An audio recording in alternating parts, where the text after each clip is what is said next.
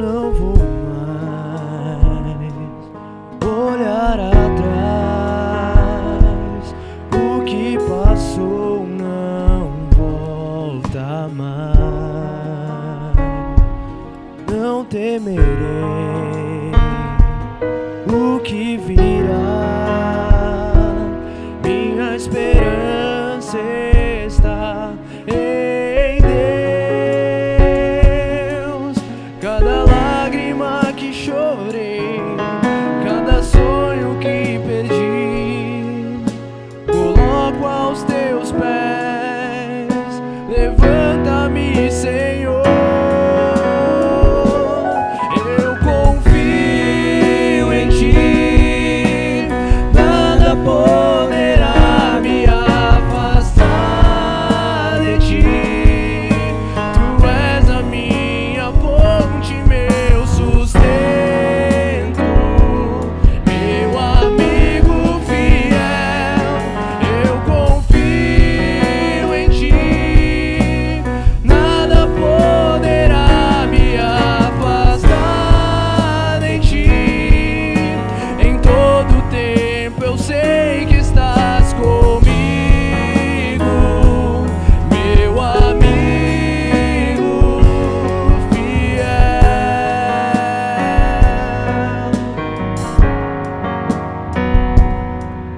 Cada lágrima que chorei, cada sonho que perdi, coloco aos teus pés, coloco aos teus pés, Senhor. Cada lágrima que chorei, cada sonho que perdi, coloco aos teus pés. Levanta-me, Senhor. Eu confio em ti. Nada poderá me afastar de ti. Tu és a minha fonte, meu sustento, meu amigo fiel. Eu confio em ti. Nada poderá me afastar de ti. Em todo tempo eu sei que estás comigo, meu amigo fiel.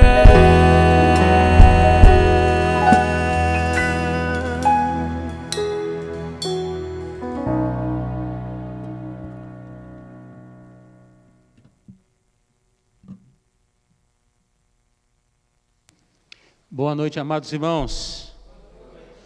Sejam bem-vindos.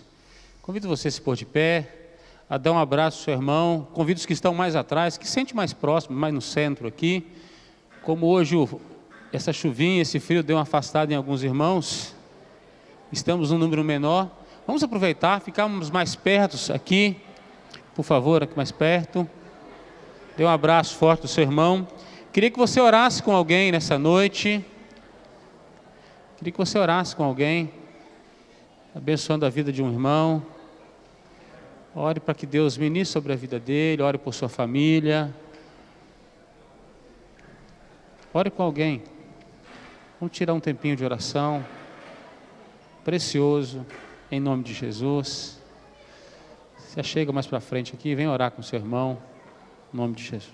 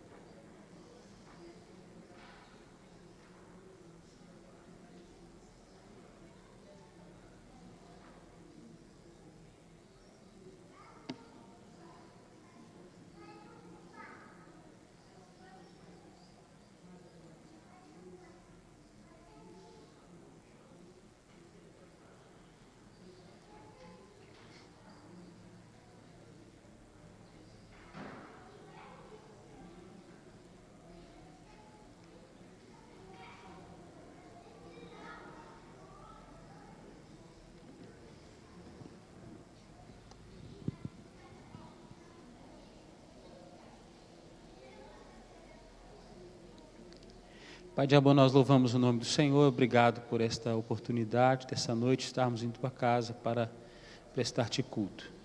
Receba o nosso louvor, a nossa adoração, abençoe, ó Deus, cada vida, os irmãos que não puderam estar aqui nessa noite, o Senhor possa visitá-los onde estão, aqueles que estão enfermos, ó Deus, o Senhor possa aliviar nos seus leitos, aquele que está em luto, que o Senhor possa consolar, aquele que está, ó Deus, deprimido, que o Senhor possa, Deus, trazer um refrigério nesta noite.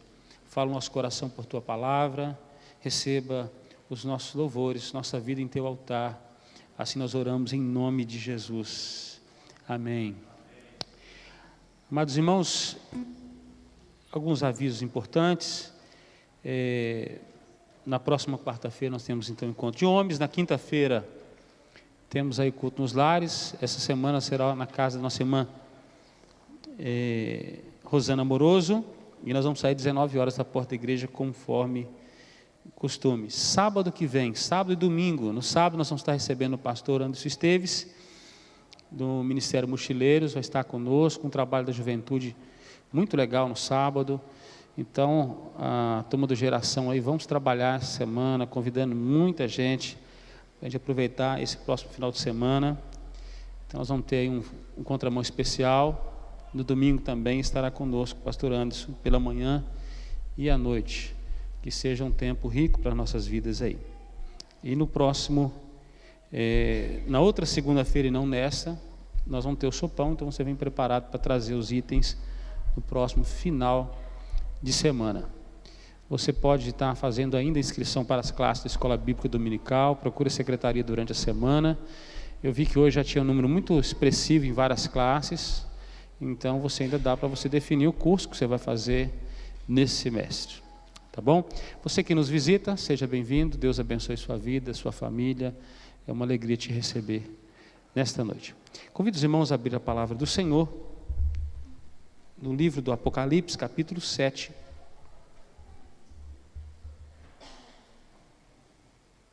dos versos 9 ao verso 17, eu convido você a se pôr de pé.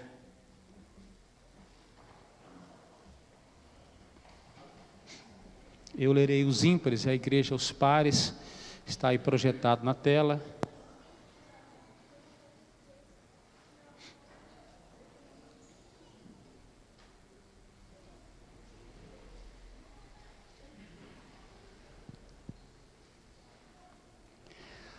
Diz assim a palavra do Senhor: depois dessas coisas vi, e eis grande multidão, que ninguém podia numerar, de todas as nações, tribos, povos e línguas, em pé diante do trono e diante do Cordeiro, vestidos de vestiduras brancas, com palmas nas mãos.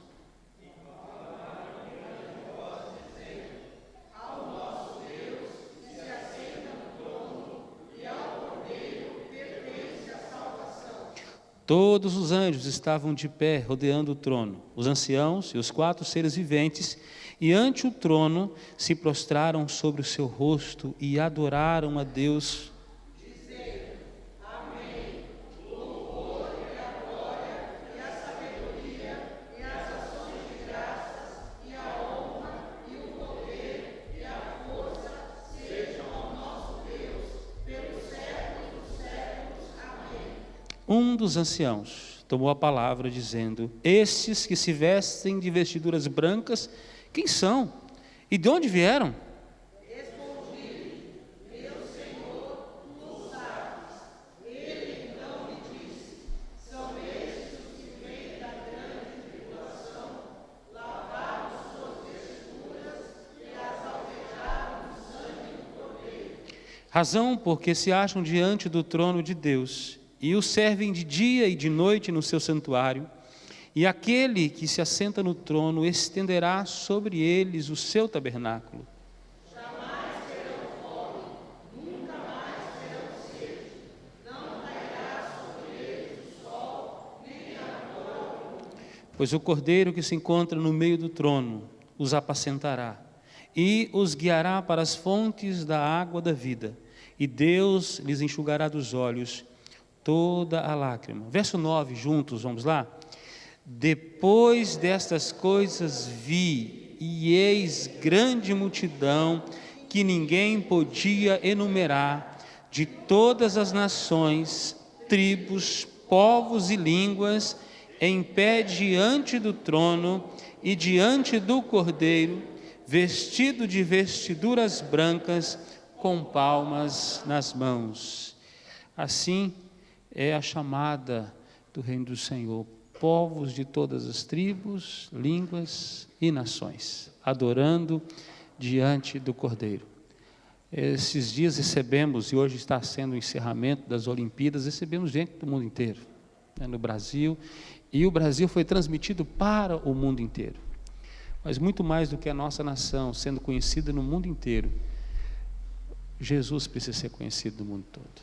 Em todos os rincões precisa se ouvir que há um Deus que reina, há um Jesus que morreu na cruz, que ressuscitou e que voltará para buscar a sua igreja, e que todos precisam firmar-se nele.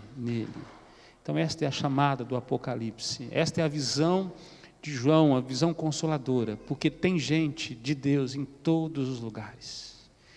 Hoje e no próximo domingo, em especial no próximo domingo, nós vamos trazer ofertas missionárias ao Senhor.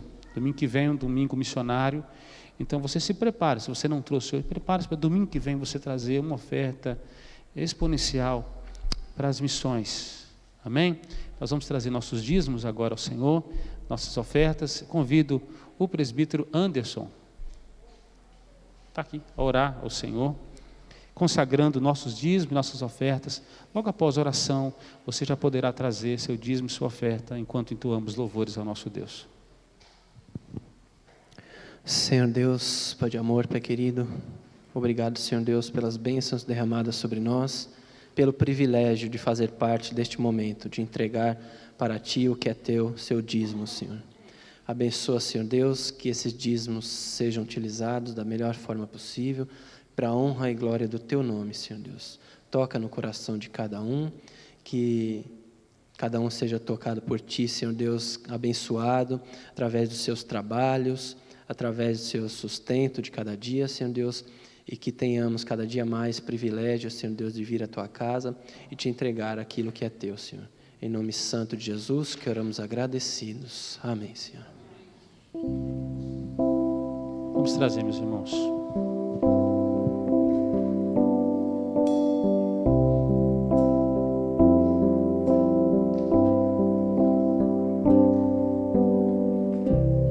Ainda que o sol se transforme em trevas, ainda que o mar se transforme em sangue, eu não temerei, eu não temerei,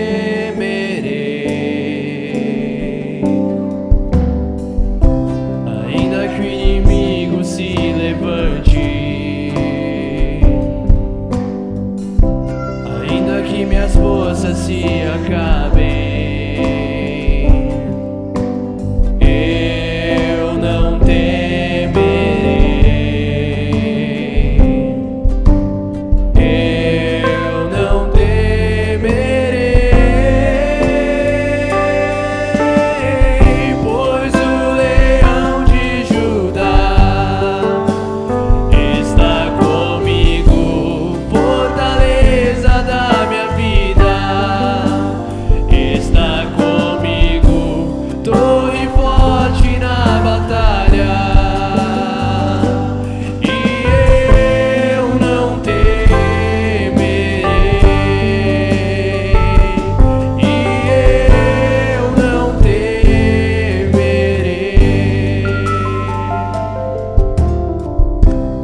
ainda que o sol se transforme em trevas, ainda que o mar se transforme em sangue, eu não temerei, eu não temerei, ainda que o inimigo se levante,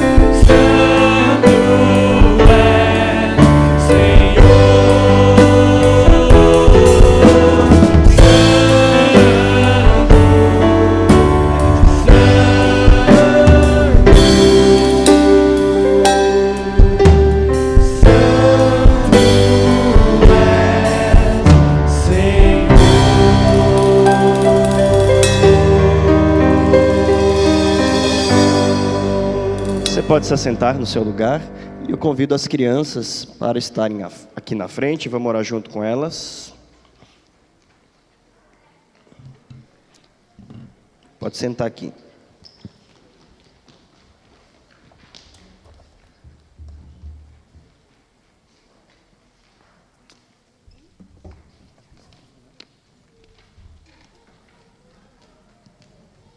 A equipe também do MPA. Vamos fechar os olhos e vamos orar. Senhor nosso Deus, nós agradecemos pelo dia que o Senhor nos deu.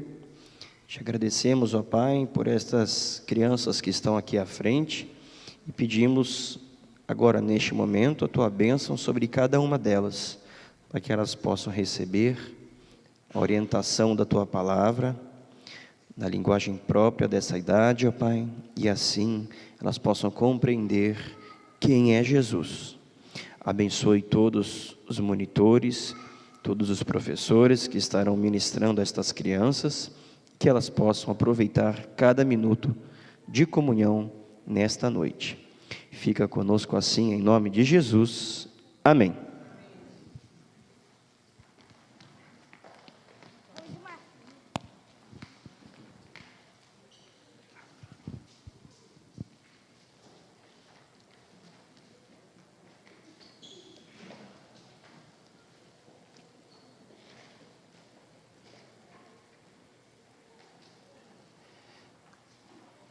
Convido o pastor Amauri que venha nos conduzir na palavra nessa noite.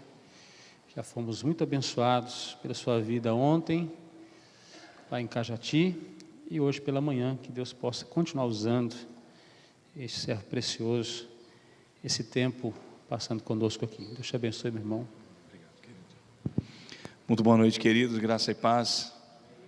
O tempo virou demais, virou não, gente? Que isso? Meus irmãos queridos, eu agradeço a Deus pela oportunidade renovada de estarmos aqui. Faz mais ou menos um ano que estivemos aqui na igreja, ano passado, com o pastor Javed, com o conjunto, com a banda Sal da Terra, isso? A banda Sal da Terra, que nós estamos recebendo agora no Gama, no final de setembro, para uma conferência missionária também. Nós queremos agradecer a Deus, agradecer pela vida do pastor Vumar. Nós nos conhecemos tão rapidamente há quase 2 anos, na verdade no começo do ano passado, e Deus assim nos fez nos aproximar. E orem pelas nossas vidas. Eu tenho assim o desejo de caminhar bem perto do pastor Vumar, com alguns projetos que ele tem e que se encaixam um bocadinho com os sonhos que Deus tem dado a nós também.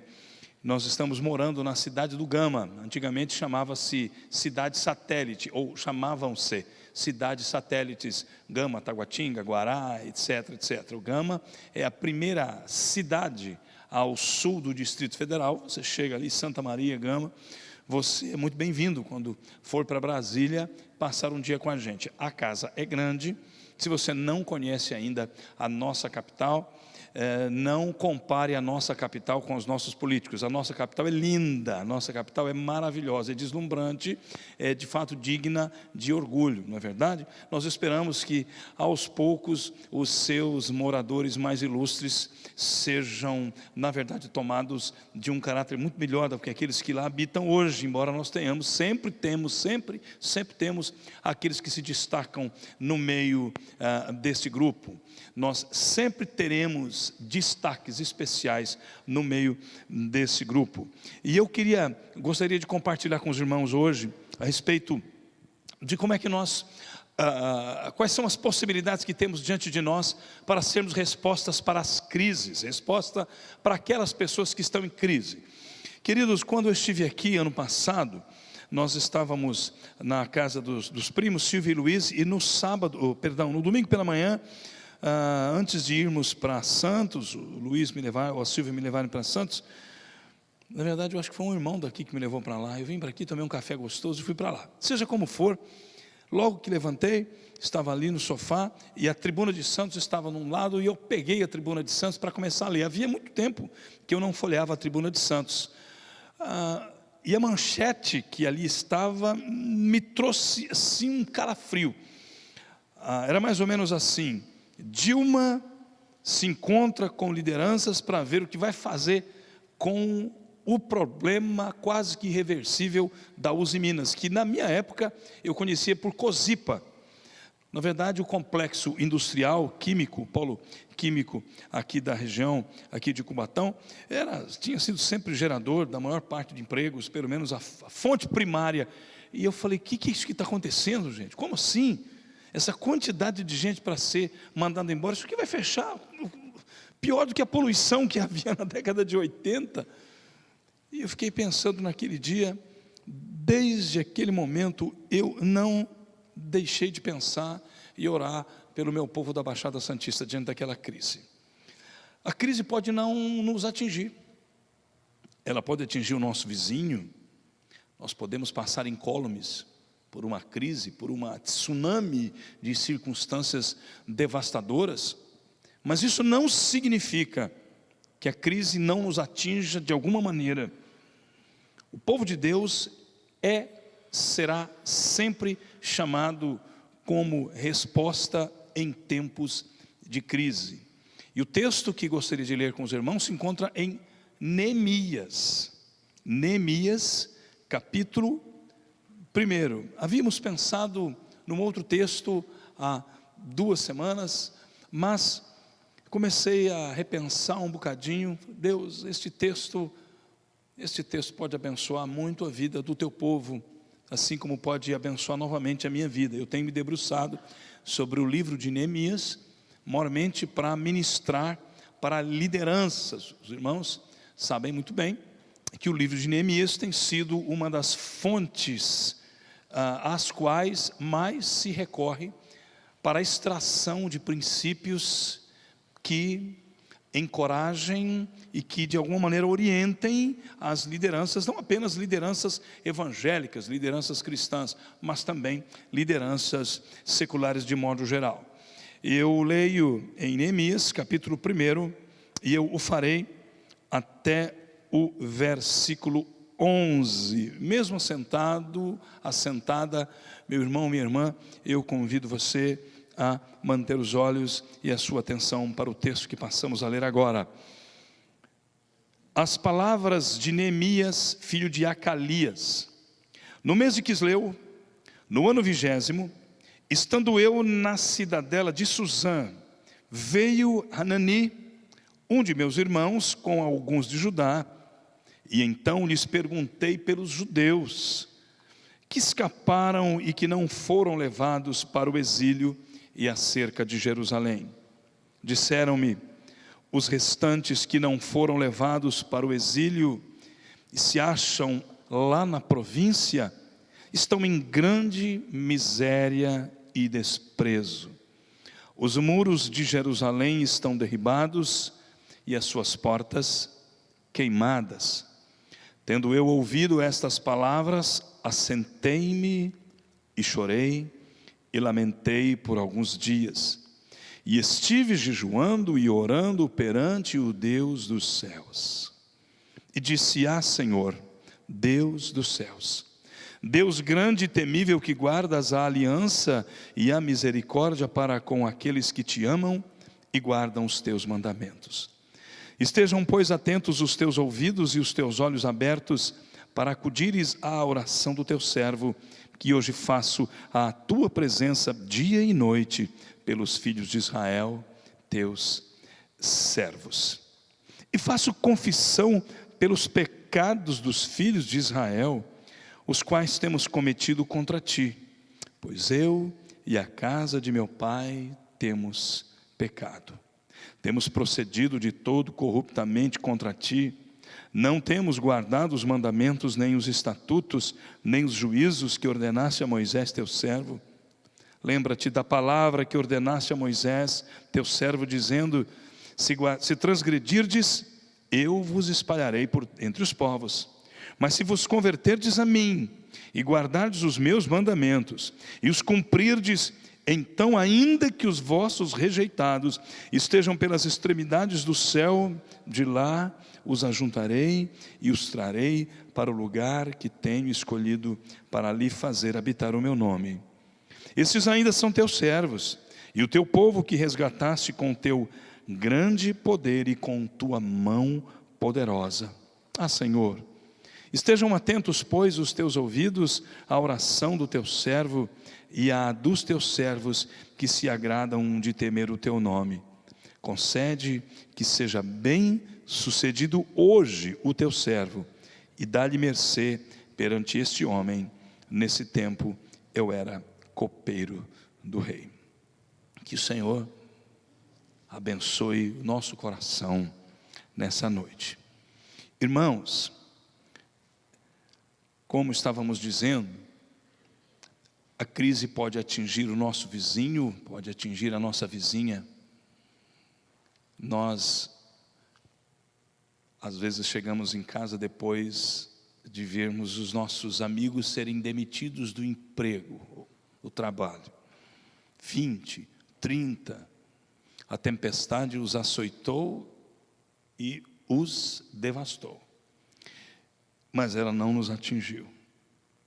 Então, algumas vezes, nós chegamos diante de Deus, seja no quarto, seja num ambiente extremamente privado, particular, agradecemos a Deus por termos sido poupados. Damos os nossos testemunhos na igreja depois de um acidente grave, a tragédia que ceifou a vida de 5, 10 pessoas numa viagem de ônibus. Nós vimos à frente e agradecemos a Deus pelo livramento. E assim tem sido frequente no nosso meio. Poucas vezes, se é que alguma vez vi alguém ter se aproximado do altar e pedido ao pastor para dar um testemunho e para dizer: pastor, eu queria que o senhor orasse pela minha vida, porque a crise que se abateu sobre o meu vizinho, de alguma maneira está respingando em mim também.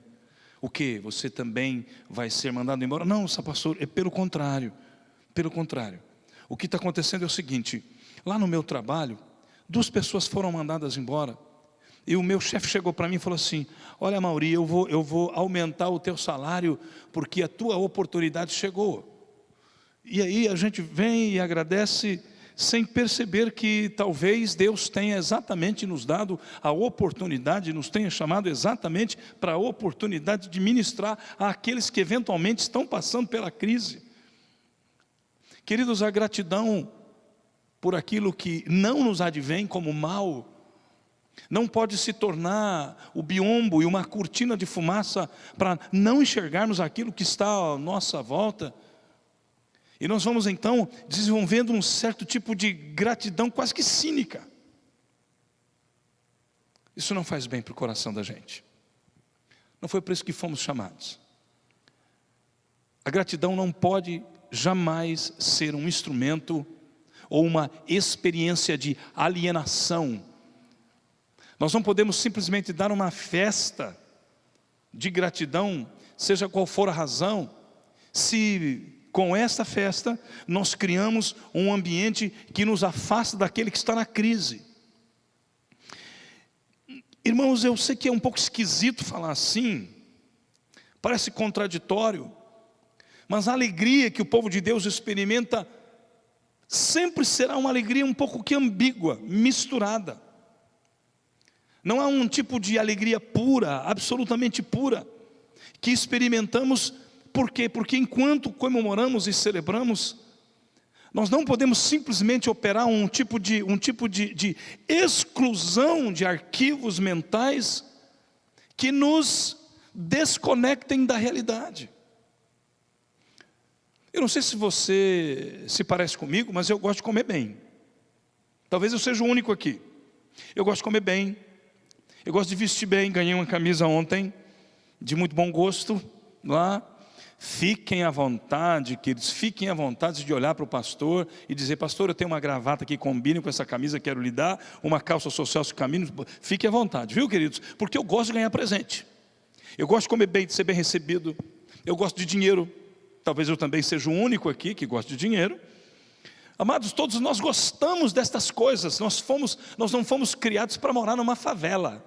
Nós fomos criados para morar no Éden.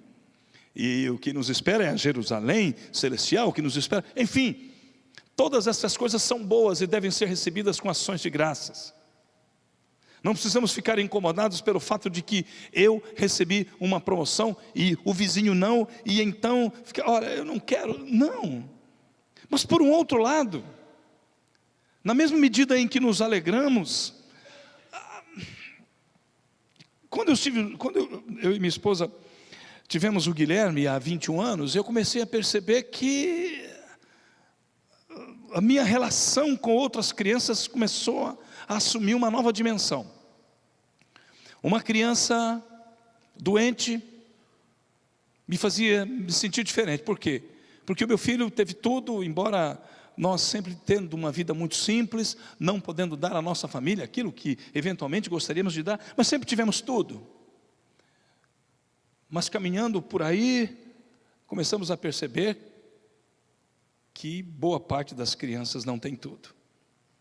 Então, quando olho para o meu filho e quando vejo meu filho hoje muito bem posicionado, fazendo 4º ano de direito, tendo eu, como pastor presbiteriano, a bênção maravilhosa do Mackenzie. Irmãos, eu quero confessar, por favor, não pense que eu estou forjando qualquer tipo de situação aqui, querendo lhe impressionar, querendo pagar de piedoso, nada disso. Eu só estou dizendo que o que eu experimento hoje com relação ao meu filho Guilherme é um sentimento ambíguo. Por quê? Porque tem um outro menino que conheço e que procurei ajudar e que não está no Mackenzie. Não está no Mackenzie. Eu já me peguei celebrando e agradecendo muito em razão do meu filho ter tudo isso, mas ao mesmo tempo meu coração muito aflito, porque o amigo dele não tem as mesmas condições que ele tem. Isso parece muito confuso. Alegria misturada. Você se alegrar numa celebração, mas ao mesmo tempo que se alegra na celebração, esta alegria parece possuir algumas frestas pelas quais penetram pontas ou alguns fluidos de angústia. Isso é com a gente. E vai ser sempre assim.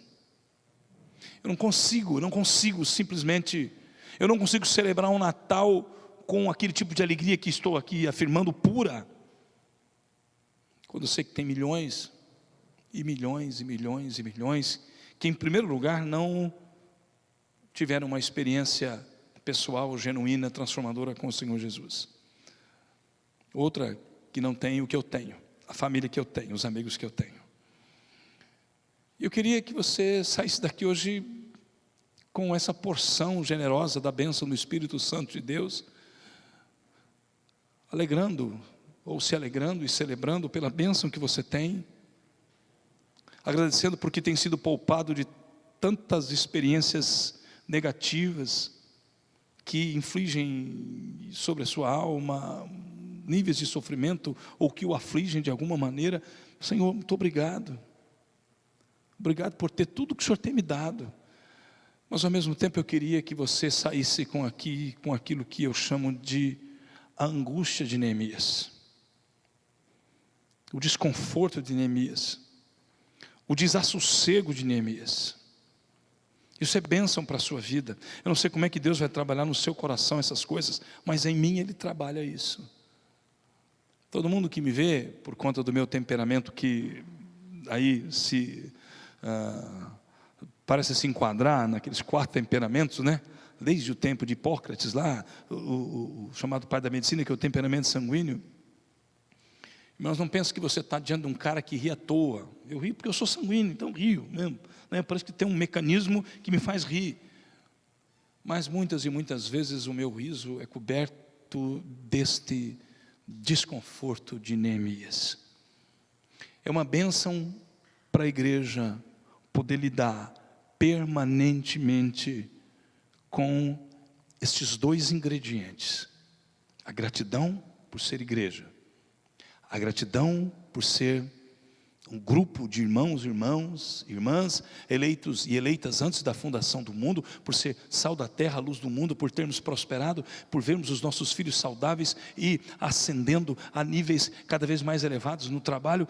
Mas ao mesmo tempo, eu tenho a bênção de ser também permeável para a penetração do desconforto e da angústia de Neemias.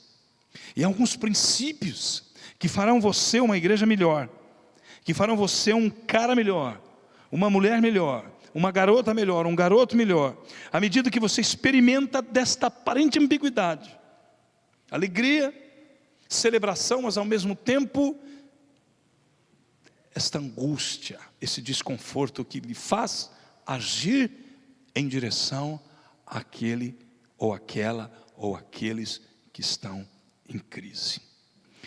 E eu vejo isso em Neemias logo no comecinho do capítulo 1, que é a simples pergunta pela condição da vida ou da situação, da circunstância do outro, neste caso, um outro ou outros que ele nunca conheceu.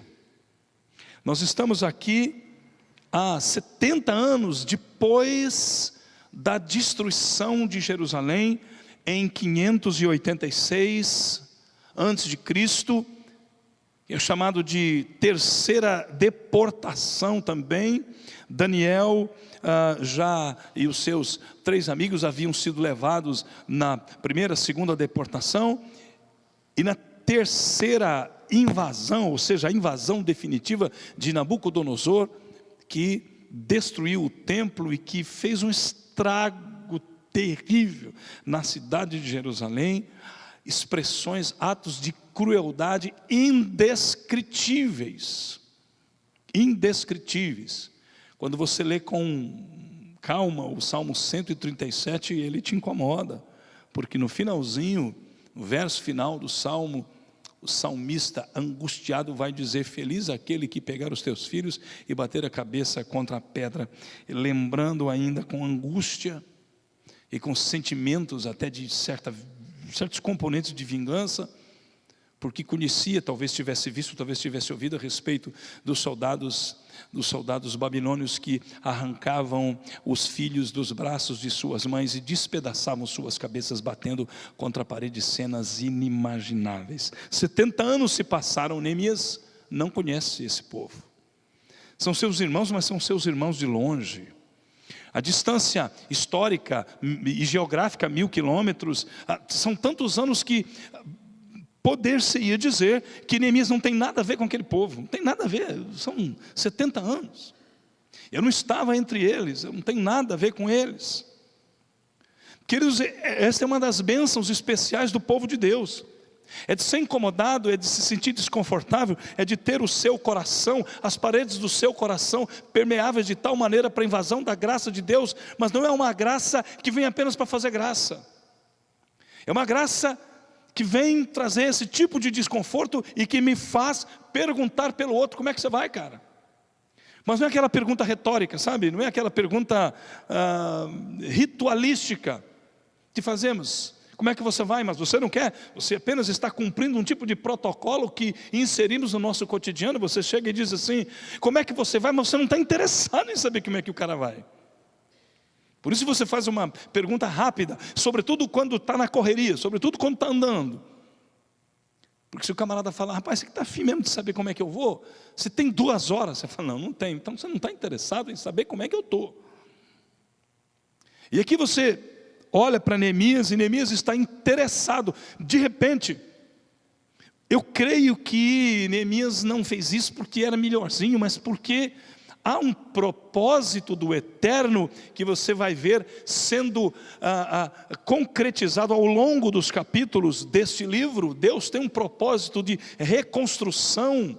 Deus tem um propósito de tocar nas vidas daqueles judeus que estão em crise, que estão com a autoimagem completamente deformada, a autoestima, que são expressões que gostamos de usar hoje. Mas a grande verdade é que Neemias tem tudo para não ser perturbado. O cara está bem. Afinal de contas, no finalzinho do capítulo, o que lemos é que nesse tempo eu era copeiro do rei. Copeiro do rei. Eu não estou falando do Santos Futebol Clube, que é um time copeiro, né? Leva tudo quanto são as copas que tem por aí. Pelo menos as copas paulistas a gente leva, né, gente? Para por aí. Copeiro do rei era... O ser copeiro era desfrutar de muita confiança do rei. Confiança. É o cara que prova o vinho, fique em paz. Aqui é uma água. Ou seja, e outra coisa, a proximidade que ele tem com o rei, lhe permite, entre outras coisas, ser conselheiro do rei. Ele não é um qualquer, é um eunuco, alguém que foi treinado para isso, alguém que foi criado para isso. E esse cara cresceu no meio de todo conforto possível. E o tal do Neemias não pode nem estar triste, porque o rei precisa de alguém que o alegre. Entre outras coisas, ele precisa entreter o rei com alguma coisa. Não dá para ficar triste. Ele tem que ficar sempre tem que estar bem, sempre tem que estar bem.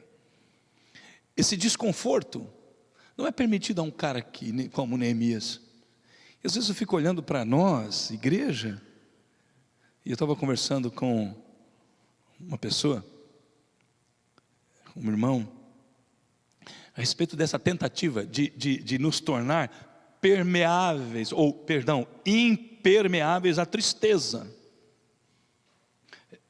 Sabe aquele diretor do grupo de louvor, que obviamente que não é aqui uma delícia estar aqui celebrando com vocês, mas o camarada do grupo de louvor, que ele vai inaugurar, ele vai iniciar um momento, então a primeira pergunta, ele coloca você em pé, e a primeira pergunta que ele passa a fazer é a seguinte: quem está feliz, levante a mão. E aí, aquele dia foi o pior dia do ano,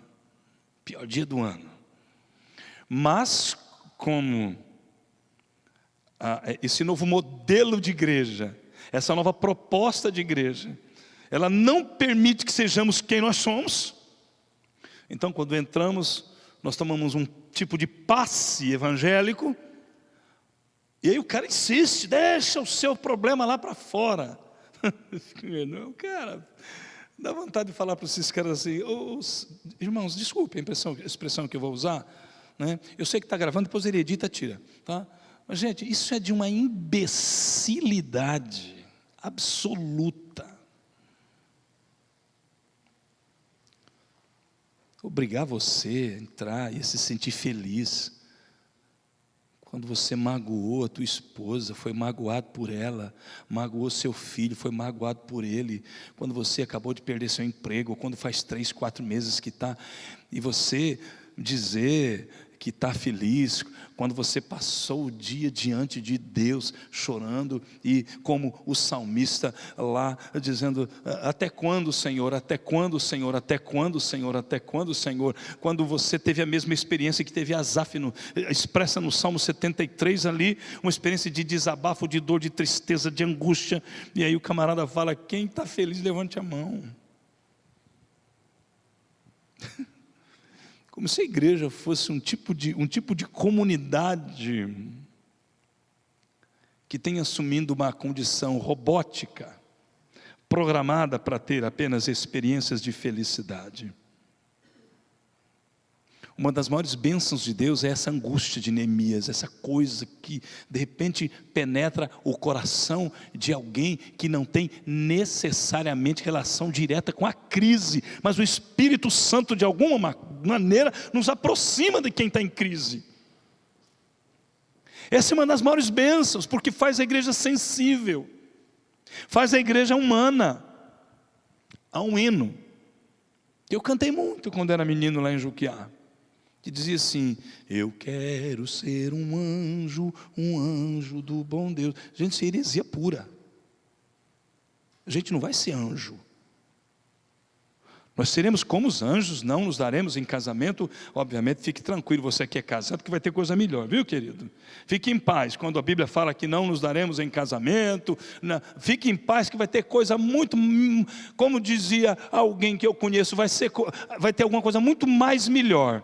Você não se preocupe, se no céu não vai ter Coca-Cola, meu lindo, vai ter uma coisa muito melhor do que Coca-Cola, não é? Fique em paz. Nós somos feitos para sermos humanos. Nós não somos platonistas, neoplatônicos, ou seja como for. Jesus veio em carne, tabernaculou entre nós, vestiu a nossa pele, sentiu o nosso cheiro, nossas angústias, foi tentado em todas as coisas, foi igualzinho a gente, com exceção do pecado. E essa é a bênção de Deus. O desconforto de Neemias é exatamente o desconforto de Deus, um Deus que se angustia. Há um livro muito interessante, escrito por um autor alemão, logo lembro o nome, por favor, respeite a minha idade, as coisas vão desaparecendo com o tempo.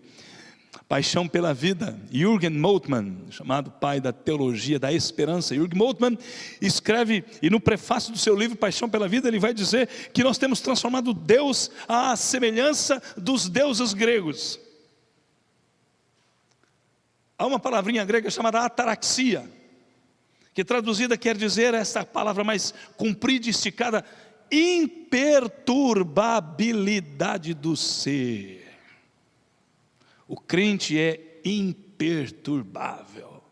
Quando houver tempestade, Deus nos faz voar sobre a tempestade. Você é intocável. O quê? Que isso? Essa angústia de Neemias, esse desconforto de Neemias, que o leva primeiro a perguntar, o leva a um interesse. Alguém pode dizer assim, isso é comum dizer, o que os olhos não veem, o coração não sente, não é? Essa experiência inicial de Neemias é exatamente o desmantelamento, a desmontagem, a explosão ou implosão desse conceito.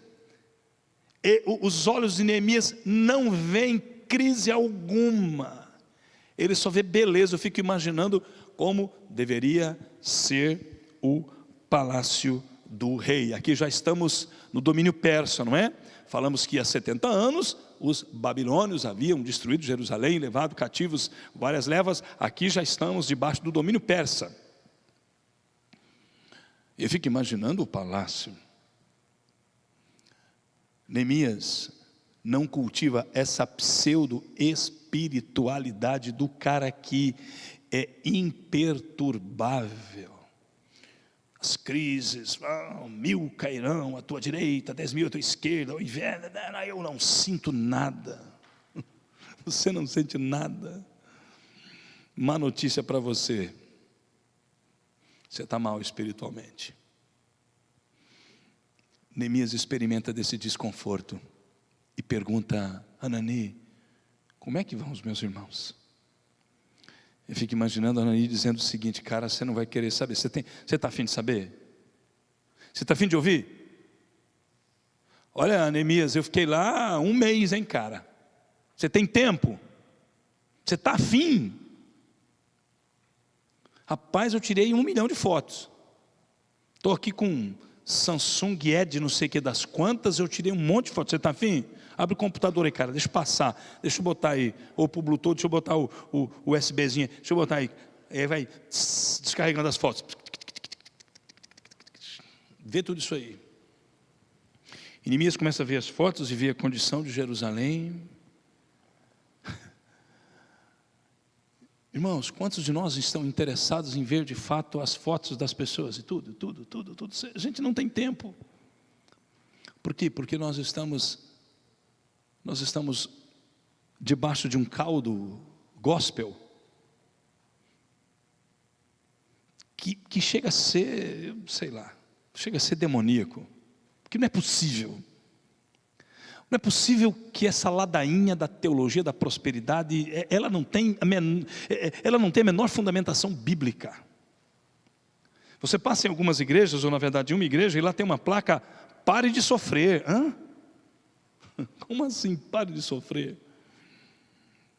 E uma das maiores bênçãos para a vida da igreja é essa bênção do desconforto de Neemias. E esse interesse. De onde é que surge esse interesse, se não do eterno?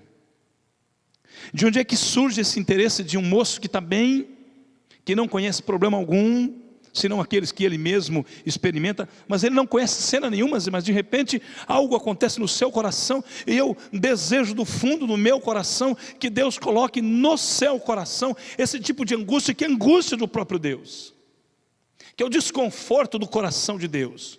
Interessado como é que você está? Você lê Isaías, capítulo 55, versículo 17, uma descrição teológica maravilhosa de quem é Deus, quase que uma declaração pré-encarnacional, porque assim diz o alto, o sublime, o qual habita o trono e tem o nome de santo, habita no alto e santo lugar, é verdade, Mas esse alto e santo lugar não é uma cúpula indevassável, blindada, que proteja Deus contra qualquer tipo de desgraça e sofrimento humano. E então continua o profeta dizendo: assim diz Deus, sim, habito no alto e santo lugar, lugar intangível, inacessível, cercado dos anjos, dos querubins, mas habito também com o contrito, com o abatido, com aquele que foi traspassado em sua alma, que está com a alma exposta, com feridas infeccionadas. Habito também com este povo para confortar e para encorajar. Ou seja, o desconforto de Neemias é o desconforto de Deus. A angústia de Neemias é a angústia de Deus. Temos criado deuses gregos, ou um Deus grego. Irmãos, eu tenho dito a vocês, eu sou presbiteriano, mas eu conversava com um amigo e dizia: rapaz, eu me arrependo se de alguma maneira tenho contribuído para que minha igreja seja extremamente racional, expressão de um Deus que não sofre, que não chora comigo, que não angustia comigo. Nós criamos um Deus tão racional, e assim criamos uma igreja tão racional, que não há espaço para o choro na nossa denominação. Não há. Não há. Qual foi a última vez que você viu alguém desabar de quebrantamento? Se alguém começar a chorar do seu lado por qualquer tipo de quebrantamento que Deus venha a causar no culto, você vai olhar e vai chamar o diácono: ó, está descompensado, hein? Esse aqui está descompensado, é bom tirar, vai acabar contagiando os outros, é bom tirar daqui, é bom tirar. Um Deus que chora é um Deus descompensado. Um Deus que grita, que se agonia, é um Deus descompensado. E nós tornamos a nossa igreja, com todo respeito, amor e paixão, e até mesmo reverência que eu tenho pela minha denominação, e uma profunda gratidão, mas eu fico pensando, se eu não contribuir para que essa igreja se tornasse completamente blindada para qualquer tipo de crise. Por isso que esse texto fala muito ao meu coração. Se eu fiz isso, eu me arrependo.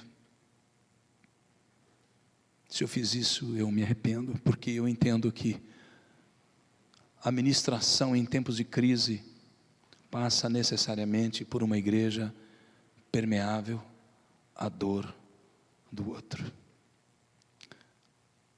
Ah, mas isso vai nos fazer sofrer. Vai, meu irmão, tem uma péssima notícia para você.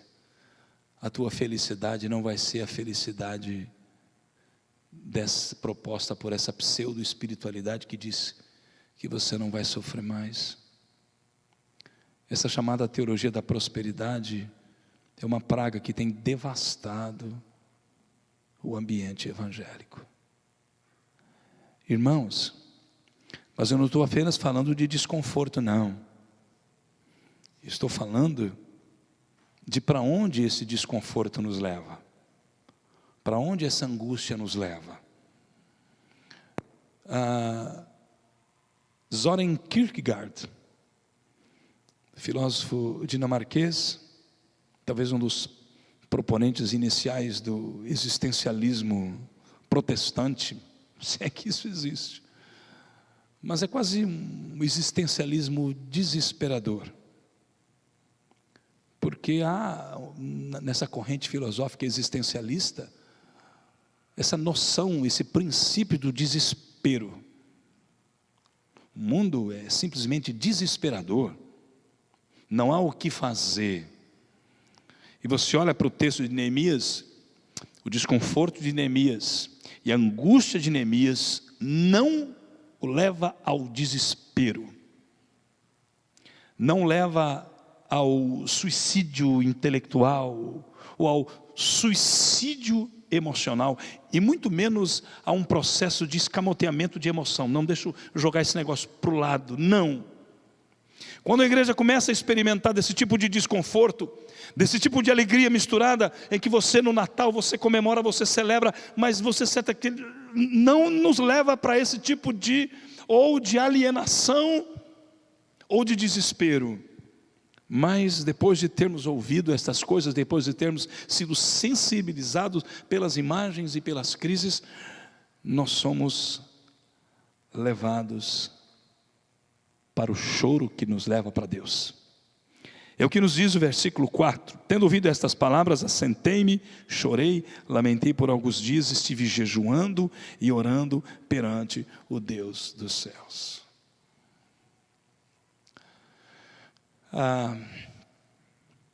Uma das fotos emblemáticas a respeito da pobreza na África, eu não me lembro se foi uma foto tirada na década de 90, talvez tenha sido, não sei o nome do cara, do fotógrafo que captou aquela imagem, mas aparece uma criança de cócoras, toda marcada pela ossatura, toda magra, e tem uma ave de rapina assim ao lado, e o fotógrafo que tirou aquela foto se matou.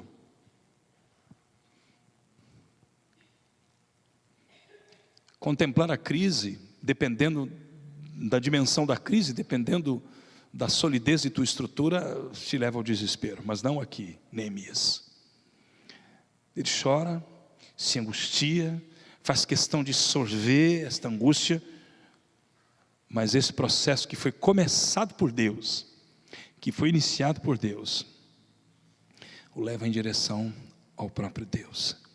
Estive jejuando e orando perante o Deus dos céus. Isso é sublime demais.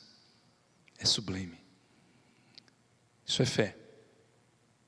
É chegar diante de Deus dizendo: Deus, olha como é que eu estou. Olha como é que está a minha situação, a minha condição. Eu não faço a menor ideia do que fazer. Irmãos, nós que trabalhamos com o movimento missionário muitos anos, é prática cada vez mais disseminada no movimento missionário a recepção de missionários que vêm do campo, depois de alguns anos,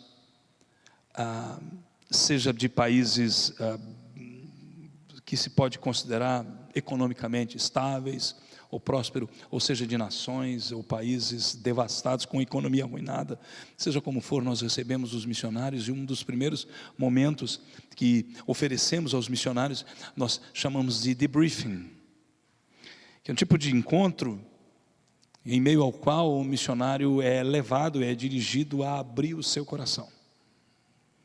Abrir o seu coração. Boa parte dos suicídios e das atitudes desesperadoras se explica em razão de que a angústia, de que o desconforto não é levado para o altar do eterno, mas é levado para outros altares que são erigidos aos deuses da psicologia e, enfim, do materialismo dialético e de tantas outras propostas. Aqui Neemias não está a fim de se matar. Depois que Hanani deu a descrição da tragédia, Neemias não olhou para si e ficou dizendo assim: eu não posso cuidar desse negócio. Ele foi para Deus. Nada mais adequado e apropriado depois de experimentarmos angústia do que levarmos a nossa angústia aos pés do Eterno e chorar diante de Deus. Primeiro, porque Deus não fica impressionado com o tamanho da nossa crise. Deus não fica em crise por conta da nossa crise. Talvez já tenha ocorrido com você o fato de, no momento de crise, você levar a tua crise para outra pessoa, e a pessoa para quem você leva a crise fica pior do que você. Pior do que você. Mais desesperada do que você. Não é assim com Deus. O desconforto, a angústia é levada para o próprio Deus. E um terceiro momento que eu experimento aqui é da função da teologia e do conhecimento. Para que serve o nosso conhecimento teológico? Qual é a serventia, a utilidade de tudo aquilo que temos acumulado como conhecimento ao longo dos nossos anos na escola dominical, nos cultos de noite, nos nossos encontros de célula, em nossas devocionais, reflexões, pós-graduação, mestrado, etc, etc. Qual é a utilidade desse conhecimento? Qual é a utilidade do conteúdo que cognitivamente temos aprendido ao longo dos anos? Você vai ler a partir do versículo 5 a quantidade de conhecimento que Neemias tem de Deus. Neemias conhece demais Deus. Repare, querido, Deus dos céus, Deus grande e temível, que guardas a aliança, guardas a misericórdia para aqueles que te amam, guarda o mandamento, enfim. Neemias não é um estranho para Deus e nem Deus estranho para Neemias. Conhece as Escrituras, conhece a história. Os 70 anos que separam a destruição de Jerusalém para um momento histórico em que Neemias está, não causou prejuízo de conhecimento. Ele conhece Deus, conhece. E aqui a grande questão é essa: para que serve tudo aquilo que conhecemos? Para quê? Eu agora tenho uma mania de ficar baixando o livro da internet. Eu tenho um tablet, não é dos mais modernos, mas aí tem uma memóriazinha razoável lá, e eu vou baixando. E outro dia, eu ri comigo mesmo. Eu perguntei assim: cara, para que tudo isso? Eu tenho uma biblioteca gigante, ou gigantesca. Para que cara, sua diversão é baixar livro? Irmãos, eu comecei a perceber que o meu interesse não era a leitura dos livros, mas era baixar 10%, 15%, 20%. E quando eu vejo um livro que tem lá 30 megas, eu falo: uau, isso é um livrão de 800 páginas. Amaury, cara, se liga, para que serve esse negócio? Irmãos, para que serve a nossa teologia? Para que serve o nosso conhecimento teológico? Para que serve a quantidade de horas que gastamos, os recursos que investimos para o conhecimento de Deus, se esse conhecimento de Deus não serve para esse momento de angústia, ou para confortar, ou para confrontar, seja qual for o desdobramento? E aqui Neemias está usando todo o seu conhecimento de maneira prática, concreta. Ele vai declarando quem é Deus.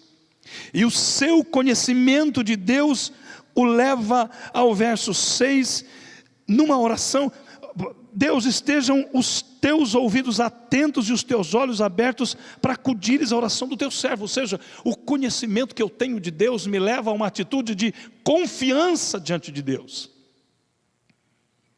Talvez Neemias nunca tenha precisado desse negócio, gente. Talvez nunca tenha feito uma oração nessa densidade, nessa dimensão, nessa profundidade.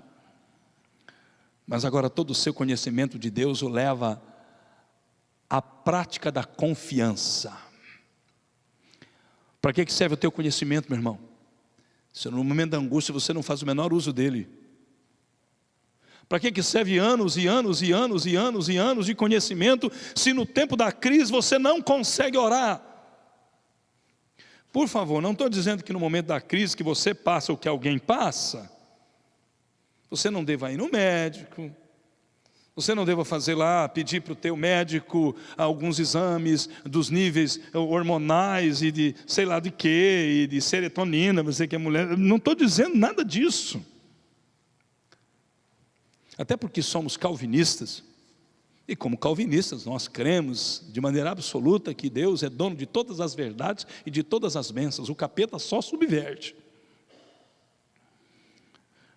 Mas eu me pego às vezes quando os meus filhos estão... Eu tenho um plano de saúde, louvado seja o Eterno por isso. Sou muito grato à minha igreja por isso. Mas isso me dá uma tranquilidade, e que quando meus filhos têm algum problema, eu não preciso orar, eu já vou direto no plano de saúde. Eu sei que o plano de saúde é uma bênção de Deus, mas a impressão que eu tenho é que o meu conhecimento teológico parece que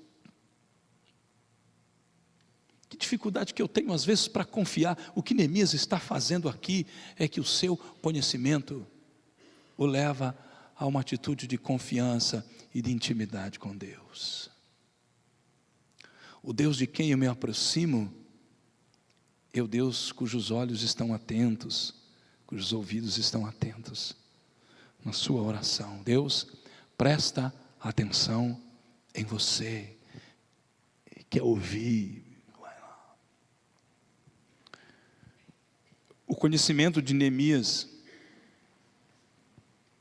não é um conhecimento de transferência, de responsabilidade. Tem uma coisa impressionante aqui.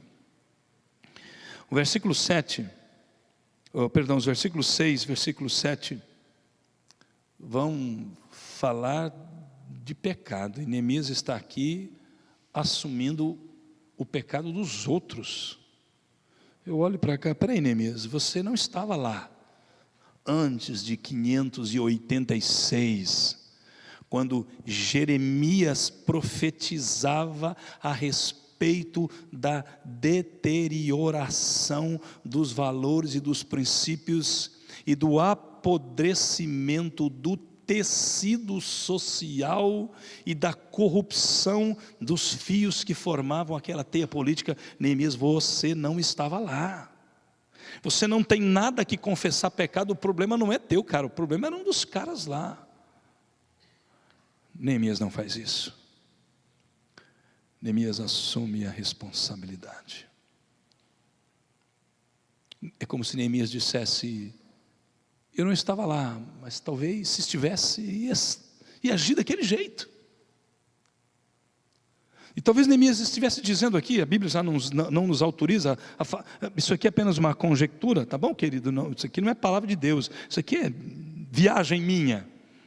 Talvez ele estivesse dizendo assim: por que eu fiquei tanto tempo calado? Por que eu fiquei tanto tempo sem perguntar? Por que eu fiquei tanto tempo sem me interessar? Por que eu fiquei tanto tempo alienado? Quero pedir perdão. Queridos, por que tanto tempo, ou por tanto tempo, a gente não se reúne para uma, como eu dizia, eu não sei se disse pela manhã ou se disse agora à noite, nós precisamos talvez de um dia de resgatar, por favor, eu não sou judaico-cristão não, tá bom? Não, eu só estou dizendo que talvez devêssemos ser inspirados pelo Dia Nacional da Expiação, um dia em que nos reuníssemos para confessar os nossos pecados, para jejuar, para vestir pano de saco. Neemias está aqui, historicamente, geograficamente, tão distante daqueles fatos, dos eventos. Mas Deus, o pecado também é meu. Irmãos, vou falar uma coisa muito séria aqui. Os irmãos, por favor, não tomem por agressão e nem por intromissão. Mas eu estava hoje pela manhã, quando fomos comunicados da restauração abençoadora de um irmão. Como é bom ver isso, não é? Como é bom. Mas como é triste, como é doloroso quando temos irmãos tendo de passar por um processo de disciplina. Como é triste, queridos. Mas eu quero confessar como pastor o meu pecado. Na verdade já o confessei. Não foram muitos os tribunais que eu presidi, não foram muitos, mas na quase totalidade deles,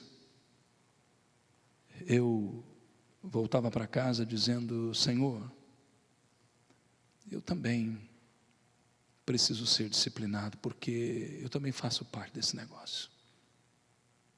Se essa ovelhinha pecou, talvez eu não tenha sido o pastor atento. Vumar, por favor, não é mensagem para você não, por favor, nem para os irmãos. Irmãos, mas você sabe do que eu estou falando. Você sabe que como pais e mães, você sabe que às vezes a gente tem uma dificuldade tão grande de admitir que o escorregão do nosso filho ou da nossa filha aos 14 anos tem tudo a ver com a gente. E eu fico pensando que uma das maiores bênçãos que a igreja poderia experimentar seria essa da solidariedade. Solidariedade. Irmãos, quando eu comecei a aprender a ser solidário, Deus começou a efetuar uma cura muito grande no meu coração. Eu continuei sendo firme na disciplina. Nunca tive problemas em presidir os nossos tribunais para a disciplina. Nunca me senti um juiz desautorizado ou um presidente, nunca. Continuei sendo firme. Continuei sendo firme para disciplinar os meus filhos, nunca tive dúvida. É disciplina, é disciplina. Porque a disciplina é uma bênção na vida de todos nós. É uma bênção. A palavra nos diz isso. O pai disciplina o filho a quem ama. Disciplina é um ato de amor. Mas eu comecei a perceber que na minha vida esta expressão era apenas exercício de retórica. Quando eu comecei a ler Neemias, eu entrei numa crise, irmãos. Porque eu comecei a perceber que faltava a mim mais solidariedade. E eu comecei a dizer, eu também tenho um pedacinho nesse negócio. Esse texto de Neemias é maravilhoso, porque 70 anos, 1000 quilômetros, não dão a ele a oportunidade ou a motivação para ele se esquivar. Temos pecado contra o Senhor. Alguém poderia dizer, Neemias, você não precisa fazer essa oração não, cara. Não precisa fazer essa oração não. Eu quero fazer. Irmãos, eu fiquei muito feliz hoje quando encontrei um irmão que me procurou e disse, pastor, nós queremos cuidar desses meninos e dessas meninas. É isso mesmo, irmãos. Isso mesmo. Estejam próximos deles. Esta é a atitude de uma igreja abençoadora, de uma igreja firme, de uma igreja que não negocia princípios, uma igreja que não fecha os olhos para alguns textos bíblicos porque talvez sejam tão difíceis de serem mastigados. Conversava com o pastor Vumar hoje sobre isso, né, pastor? Nós somos simples expositores das Escrituras e obedientes às Escrituras. E algumas vezes nós fazemos algumas coisas que você diz assim, Deus, eu não queria fazer. E Deus diz, faça, porque minha palavra. Nós compartilhávamos hoje de uma experiência que tivemos há mais ou menos 12 anos. Uma irmã que obviamente não foi disciplinada porque ainda não era membro da congregação, mas fazia parte da família e cometera um pecado grave. Embora não fosse membro da comunidade, era membro da família, e eu a chamei e tomei iniciativas que imaginei que trariam problemas para mim, porque afinal de contas não era membro, mas Deus foi abençoando. E quando o pecado veio à tona, eu a chamei e disse assim, eu estava tomando um copo com água ou de suco, não lembro, e eu disse, até onde você crê na Escritura? Porque senão eu fecho, a nossa conversa vai ser outra. Você crê, filha? Pastor, eu não creio como o senhor crê não, mas eu creio. Então tá bom. Então nós vamos fazer o seguinte aqui. Nós vamos fazer uma experiência com Deus. Por um mês, você vai fazer a vontade de Deus e somente a vontade de Deus para a sua vida. Eu tomei água, e quando tomei um primeiro gole, disse a ela assim: filha, a tua boca está contaminada pelo pecado, e você vai tentar cuspir a água, porque ela vai ter um gosto amargo demais para você.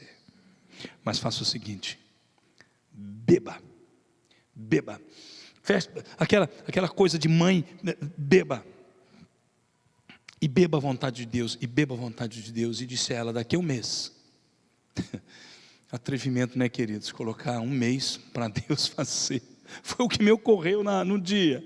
Pedi que Deus me desse graça. Senhor, quem sou eu, mas dá graça. Daqui a um mês, depois de você fazer somente a vontade de Deus, nós vamos conversar.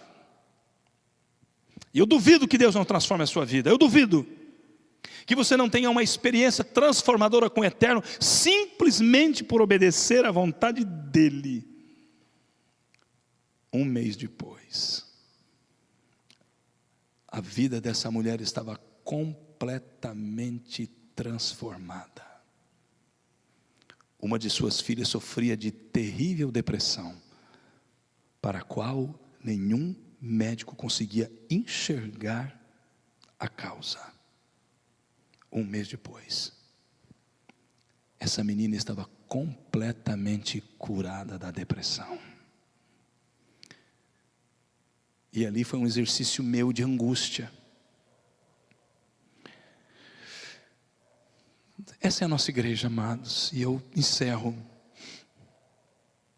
nesse processo da angústia que nos leva a Deus, nesse processo da teologia do conhecimento que nos leva a Deus, e desse atrevimento de Neemias, santo atrevimento, que nos mostra o seguinte: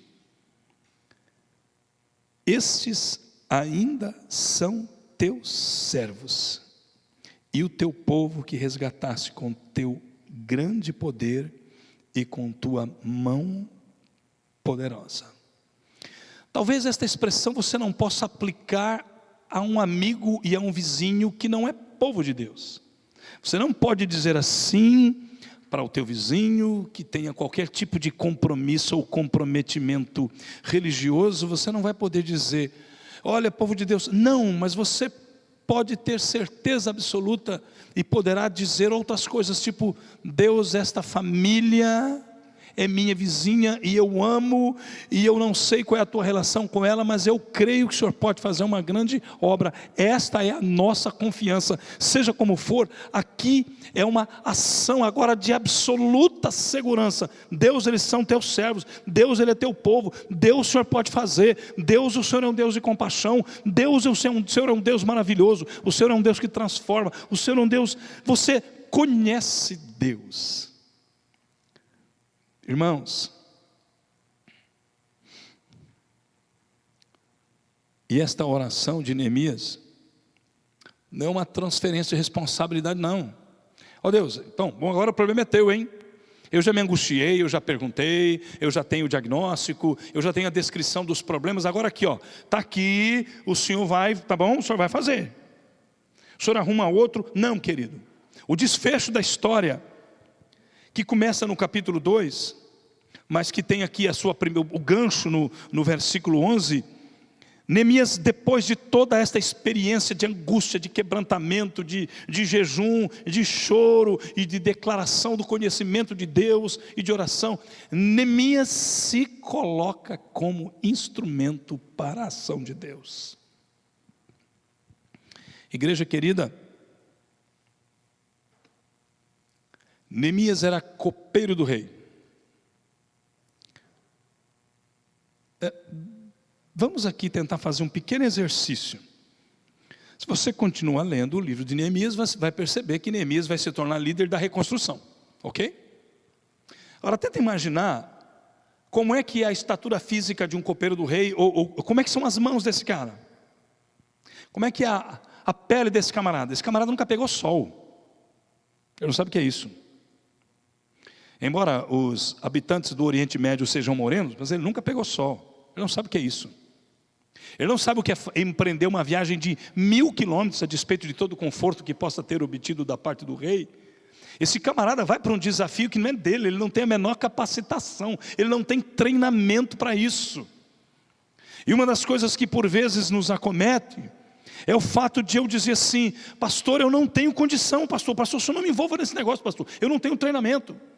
Você, minha irmã, vai dizer: não, eu não tenho treinamento, não tenho capacitação, e nós vamos nos escondendo diante destas síndromes, a síndrome do pouco talento, e a gente acaba se desvencilhando, e se vendo livres da responsabilidade, sob a justificativa de que nós não somos capacitados. Se tem um cara aqui que não é capacitado para ir para Jerusalém reconstruir, esse cara se chama Neemias.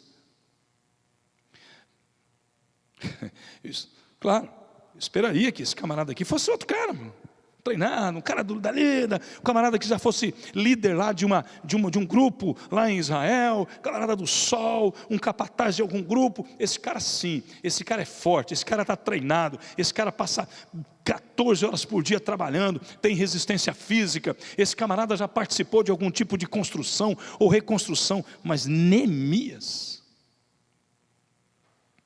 nós, igreja pobre, em comparação com tantas outras organizações, quem somos nós? Quem é você? Quem sou eu para servir? Quais são as nossas qualificações? Não estou aqui fazendo apologia à falta de treinamento ou à preguiça intelectual. Eu só estou dizendo, queridos,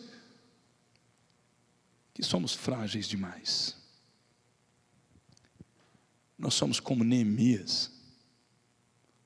A igreja é vista pelo mundo como um bando de gente frágil e sem competência.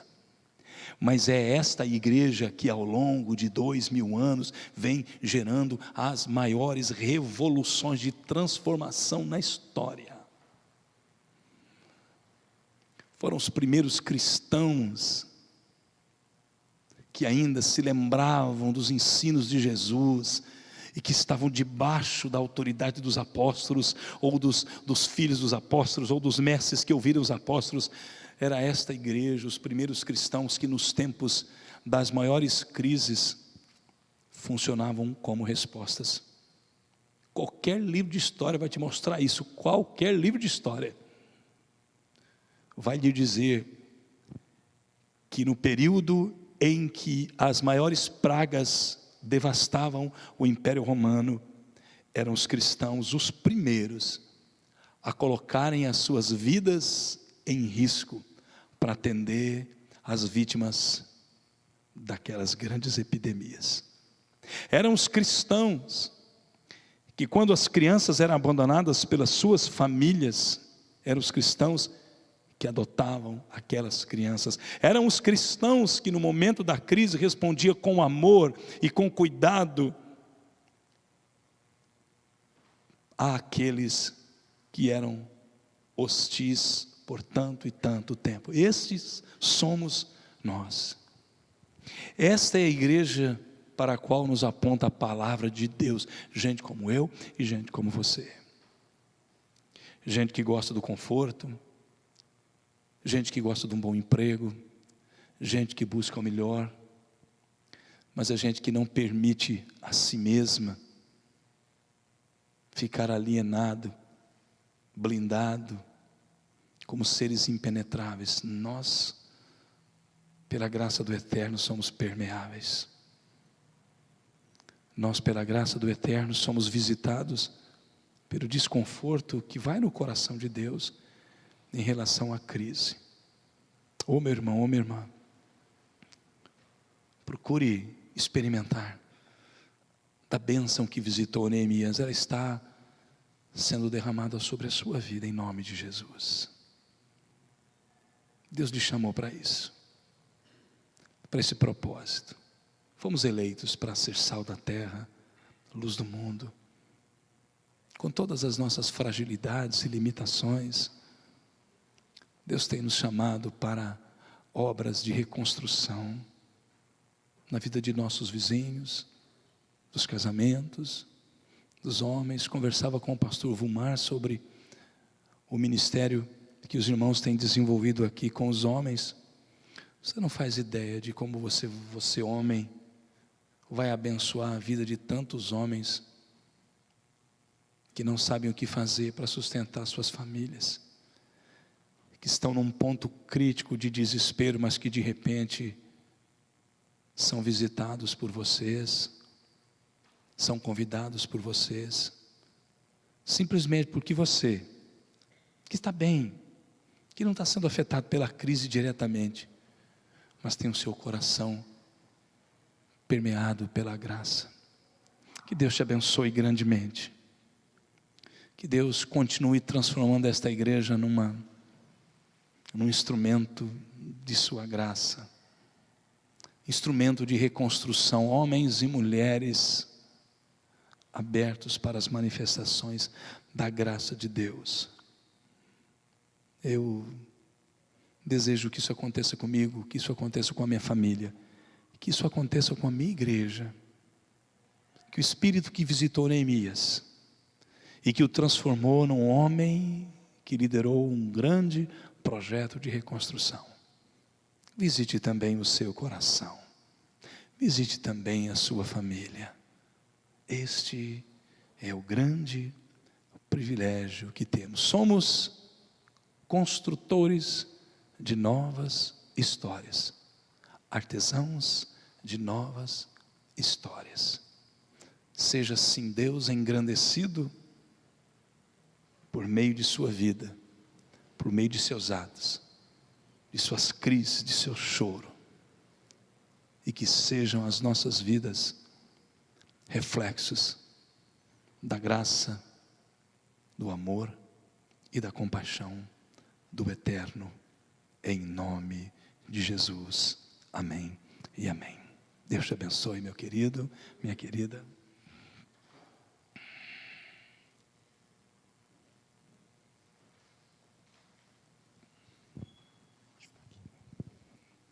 Vamos colocar de pé, meus irmãos, nós vamos cantar um cântico.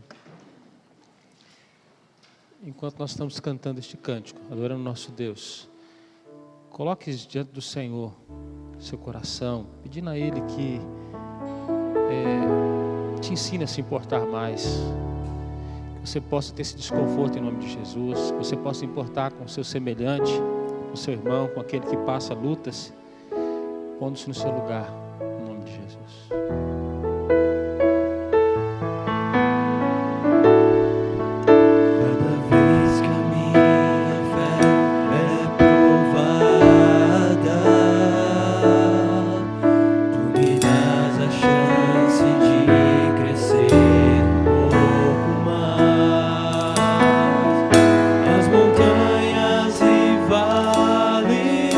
Desertos e mares que atravesso e me levam pra perto de ti.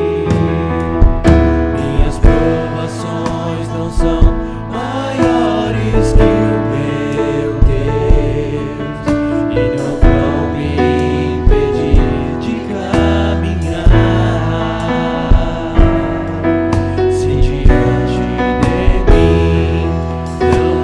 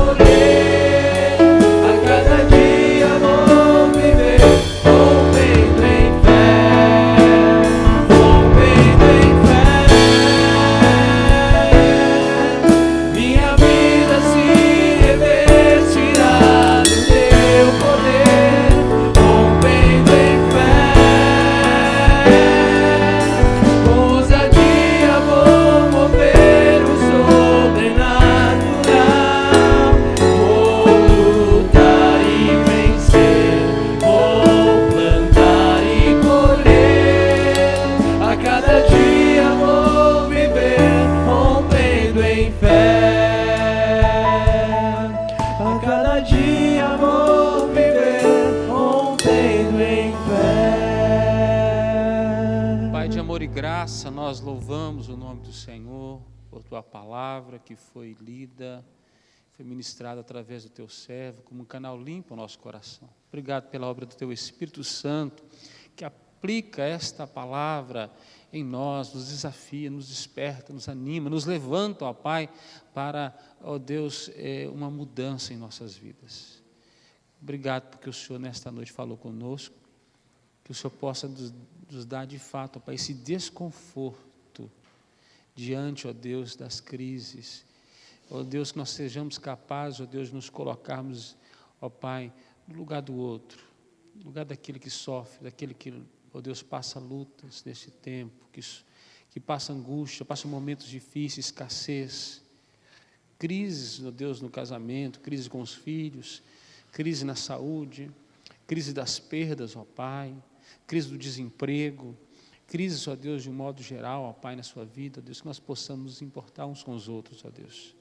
Que o Senhor possa, ó Deus, nos dar olhos espirituais, nos darmos, ó Deus, um coração quebrantado, ó Deus, ó Pai, um coração apaixonado, ó Deus, pelas pessoas que o Senhor ama, de maneira que nós possamos olhar com misericórdia, com compaixão. Abençoe o teu povo nessa semana, nos dê, ó Pai, pessoas a quais nós poderemos servir essa semana, ó Deus, em nome de Jesus. Coloque em nossas vidas pessoas que nós vamos poder abençoar, ó Deus. Nós vamos poder ter uma palavra, nós vamos poder ter uma atitude, ó Deus, podemos ajudar alguém essa semana. E que, ó Deus, através, ó Deus, desse desconforto, o Senhor possa promover, ó Deus, grandes coisas nas vidas. Que o Senhor possa promover tua glória ali, ó Pai, no nome de Jesus. Abençoe o teu povo com uma boa semana, vitoriosa em tua presença, em todos os desafios, o Senhor possa fortalecer a fé e o vigor do teu povo. Nos faça testemunhos, ó Deus, da tua palavra em todos os lugares. E que a graça do Senhor Jesus Cristo, o amor de Deus, o nosso Pai, a comunhão, a doce presença do Espírito Santo, repouse sobre nós hoje e sempre. Amém, amém e amém. Deus abençoe você, meu irmão. Estarei junto com o pastor Mauri, cumprimentando você aí na porta. Boa semana e boa noite. Deus te abençoe.